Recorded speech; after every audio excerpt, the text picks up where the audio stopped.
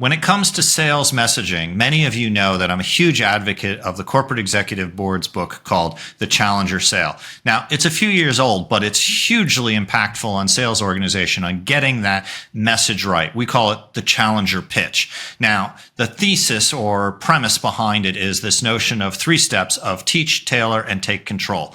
And while I enjoy that messaging and we built our sales messaging around it, I always struggled a little bit on getting the teaching part just right, because the key element here is that, according to the book, you want your customers to say, never quite thought of it that way, as opposed to, yes, that's what we think too. And so that's the challenger notion of the teaching part of the book. Now, I recently ran into a disruptive training software firm called Bright.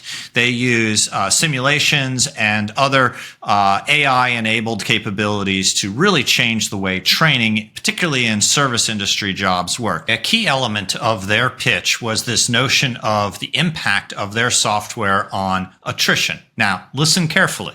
Their message was, we were able to increase attrition among students within the first 2 days of training. Now, that doesn't sound right. Why would you want attrition to go up? Well, if you're a call center and you recruit people in, you have to pay for their training throughout the entire life cycle of that training program. If, on the other hand, your training solution, your training exposure, training experience is so immersive that the students that attend the training quickly, within the first couple of days, self-elect and say, look, no, this is not for me, then that significantly reduces the cost of the rest of the class for the rest of the students. And importantly, in their particular solution, what was amazing about it was that it actually also improved the training retention, the agent retention, as well as reduce the amount of time, which are all logical metrics that you would think. But the one metric, which was we actually increased attrition, was this notion of training consistent with the Corporate Executive Board book and messaging around, never quite thought of it that way.